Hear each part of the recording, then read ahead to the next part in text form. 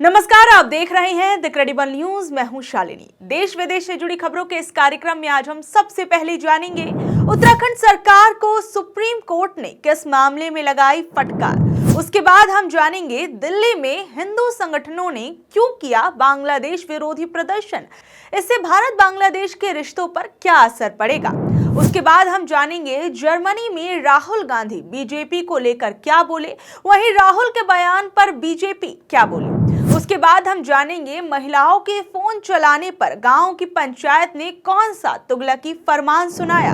अब वक्त इन खबरों को परखने का, तो सबसे पहले बात करते हैं उत्तराखंड सरकार से जुड़े हुए सुप्रीम कोर्ट के एक बड़े फैसले की।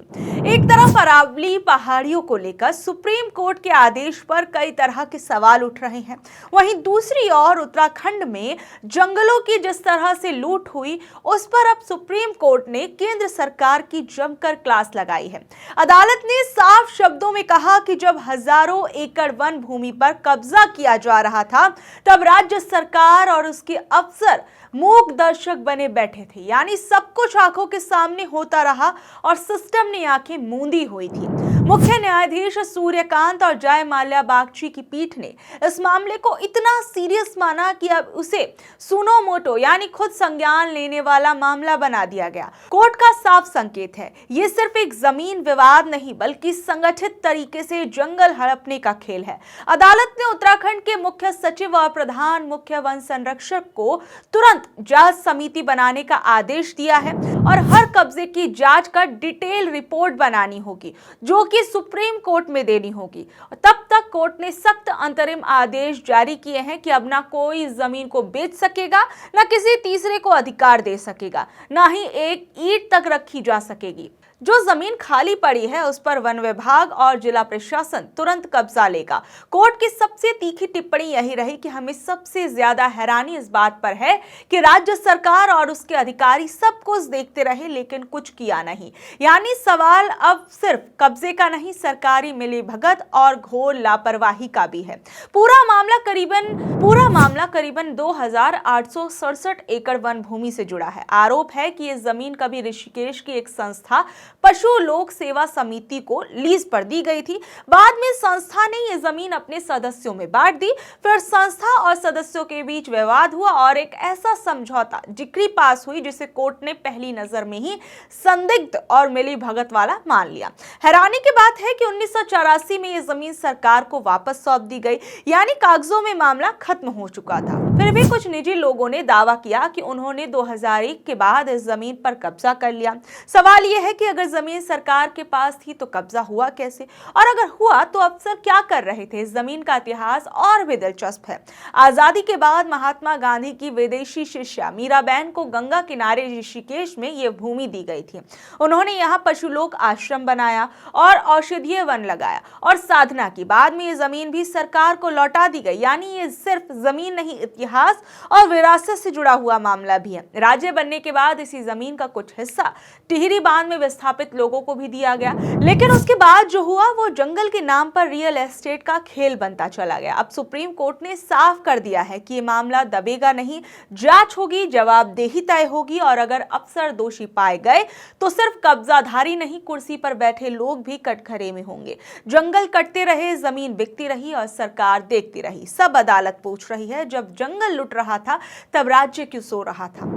अब बात करते हैं बांग्लादेश और हिंदू संगठनों से जुड़ी हुई खबर की। दिल्ली की सड़कों पर आज अचानक माहौल गर्म हो गया। दरअसल बांग्लादेश हाई कमीशन के बाहर सैकड़ों लोग जमा हो गए, नारे लगे, हाथों में तख्तियां थीं और गुस्सा साफ था। मुद्दा था बांग्लादेश में हिंदुओं पर हमले और खास तौर पर मेमन सिंह में दीपू चंद दास की हत्या। प्रदर्शन विश्व हिंदू परिषद और उससे जुड़े संगठनों का था, लेकिन असर सिर्फ सड़क तक लिमिटेड नहीं रहा। ये मामला सीधे भारत बांग्लादेश रिश्तों तक पहुंच गया। दिल्ली पुलिस पहले से अलर्ट थी। हाई कमीशन के बाहर 3 लेयर की बैरिकेडिंग, भारी पुलिस बल और अर्धसैनिक जवान तैनात थे। जैसे जैसे भीड़ बढ़ी, नारे तेज हुए, हिंदुओं को न्याय दो, अत्याचार बंद करो। पुलिस ने प्रदर्शनकारियों को हाई कमीशन से करीब 200 मीटर दूर रोक दिया। दिल्ली पुलिस पहले से ही अलर्ट थी। हाई कमीशन के बाहर 3 लेयर की बैरिकेडिंग, भारी पुलिस बल और अर्धसैनिक जवान तैनात थे। जैसे जैसे भीड़ बढ़ी, नारे तेज हुए, हिंदुओं को न्याय दो, अत्याचार बंद करो। पुलिस ने प्रदर्शनकारियों को हाई कमीशन से करीब 200 मीटर दूर रोक दिया।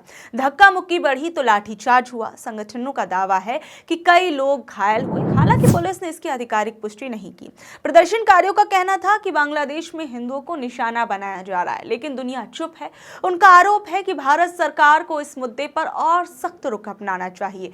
इसी बीच प्रदर्शन सिर्फ दिल्ली तक सीमित नहीं रहा। हैदराबाद, जम्मू कश्मीर, कोलकाता समेत कई शहरों में भी विरोध प्रदर्शन हुए। हैदराबाद में खुले शब्दों में ये वार्निंग दी गई कि अगर कार्रवाई नहीं हुई तो आगे एक्शन प्लान घोषित होगा। इस विरोध का असर कूटनीति पर भी दिखा। बांग्लादेश ने भारत के राजनयिक को तलब किया और दिल्ली में हुए प्रदर्शनों को अनुचित बता डाला।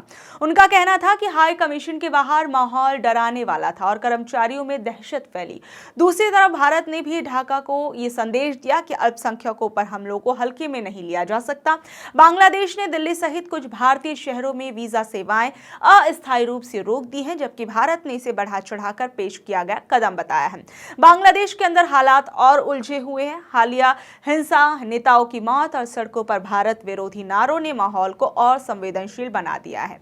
पूर्व प्रधानमंत्री शेख हसीना ने अंतरिम सरकार पर चरमपंथियों को बढ़ावा देने और भारत से रिश्ते बिगाड़ने का आरोप लगाया। वहीं अंतरिम सरकार चुनाव कराने की बात तो कर रही है, लेकिन जमीन पर हालात बिगड़ते दिख रहे हैं। भारत में भी असर साफ है। कोलकाता, नादिया, लखनऊ जैसे इलाकों में बांग्लादेशी अल्पसंख्यकों पर हमलों के खिलाफ आवाज तेज हो रही है। तीनों मुद्दे एक साथ जुड़ गए हैं। जानकार मानते हैं कि आने वाले महीनों में ये मामला सिर्फ प्रदर्शन नहीं रहेगा, बल्कि भारत बांग्लादेश के रिश्तों की बड़ी परीक्षा बन सकता है। अब बात करते हैं राहुल गांधी की। विदेश की धरती से फिर एक बार भारतीय राजनीति गर्मा गई। लोकसभा में विपक्ष के नेता राहुल गांधी ने जर्मन के बर्लिन में मंच से सीधे मोदी सरकार पर हमला बोला और साथ ही में बीजेपी पार्टी पर कई आरोप लगाए। राहुल गांधी ने आरोप लगाया, आज भारत में लोकतंत्र खतरे में है और इसकी सबसे बड़ी वजह यह है कि जांच एजेंसियों को राजनीतिक हथियार बना दिया गया है। राहुल गांधी ने कहा कि ईडी और सीबीआई अब स्वतंत्र संस्थाएं नहीं रही। उनका आरोप है कि इन एजेंसियों का इस्तेमाल सिर्फ उन लोगों को डराने और कुचलने के लिए किया जा रहा है जो बीजेपी का विरोध करते थे। राहुल ने साफ शब्दों में कहा कि अगर कोई कारोबारी कांग्रेस या विपक्ष का समर्थन करता है तो उसे धमकाया जाता है। उन्होंने कहा कि अजीब बात यह है कि ईडी और सीबीआई के पास बीजेपी के खिलाफ एक भी बड़ा मामला नहीं है, लेकिन विपक्ष के नेताओं के खिलाफ फाइलों की भरमार है। राहुल ने कहा कि कांग्रेस ने देश की संस्थाओं को खड़ा किया, लेकिन कभी उन्हें अपनी निजी जागीर नहीं समझा। उनके मुताबिक बीजेपी का नजरिया अलग है। बीजेपी संस्थाओं को अपनी चीज मानती है और सत्ता बढ़ाने के लिए उनका इस्तेमाल करती है।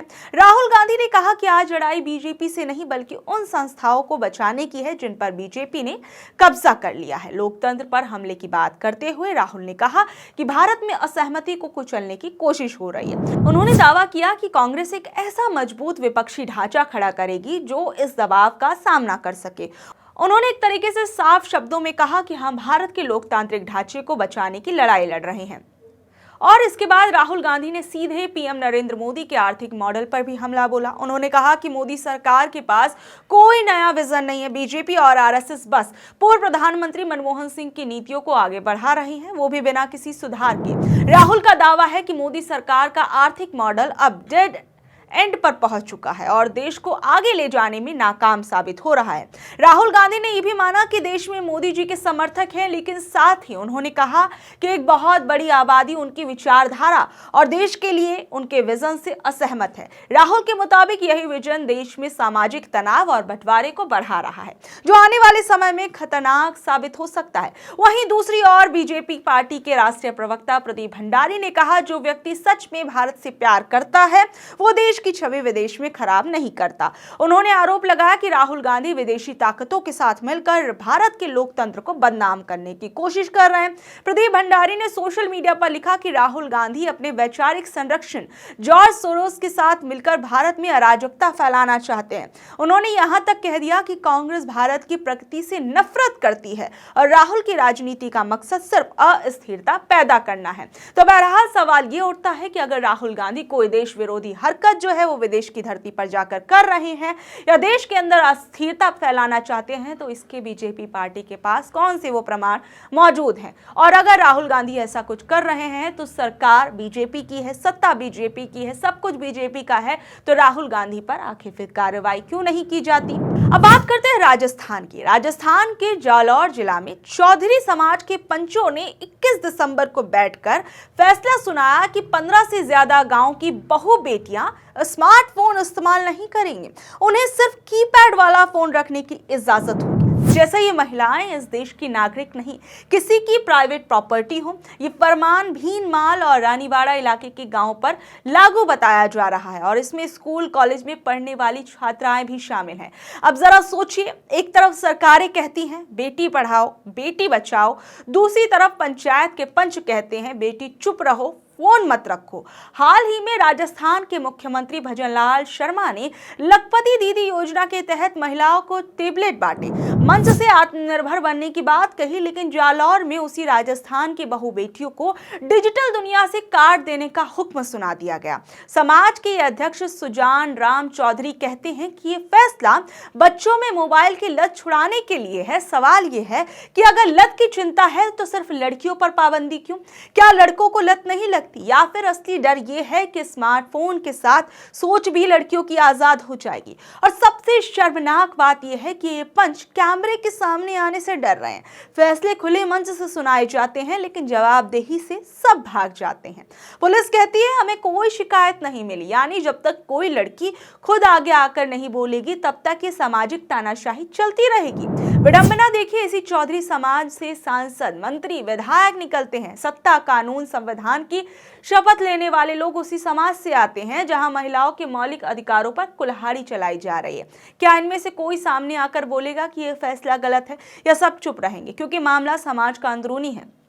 साफ बात है कि ये मोबाइल का मुद्दा नहीं है, ये कंट्रोल का मुद्दा है। महिलाओं की आवाज़, उनकी पढ़ाई, उनकी पहुंच, उनकी आज़ादी, सब पर ताला लगाने की कोशिश है। आज स्मार्टफोन छीना जा रहा है, कल को पढ़ाई कह दी जाएगी कि लड़कियां पढ़ लिख कर ज़्यादा होशियार बनने की कोशिश करती हैं, मर्दों पर हुक्म चलाती हैं, तो पढ़ाई को छुड़ा दिया जाए। और पढ़ाई का गलत असर जो है वो लड़कियों पर देखने को मिल रहा है। तो ये चीज़ें ऐसी दलीलें देकर लड़कियों की हो सकता है पढ़ाई भी रोक दी जाए और हो सकता है आगे चल के लड़कियों का घरों से बाहर निकलना भी छुड़वा दिया जाए। और अगर ये फैसला किसी पुरुष के लिए होता तो सोचिए, हंगामा मच जाता। लेकिन जब बात बहु बेटियों की आती है तो इसे संस्कृति का नाम दिया जाता है। सवाल यही है कि संस्कृति महिलाओं को दबाने का लाइसेंस कब से बन गई? अब वक्त है साफ बोलने का। पंचायत नहीं, संविधान चलेगा, फरमान नहीं, अधिकार मिलेंगे। और अगर आज इस फैसले पर चुप्पी रही तो कल ये चुप्पी और बड़ी जंजीर इन बेटियों के लिए बन जाएगी। तो बहरहाल ये थी आज की खबरें। कल शाम 7:30 बजे फिर हाजिर होंगी अगली खबरों के साथ। अगर आपको आज की खबर अच्छी लगी, जानकारी भरी लगी, तो इसे अपने दोस्तों, रिश्तेदारों से शेयर कर लें। कल तक के लिए नमस्कार, शब्बा खैर, गुड नाइट।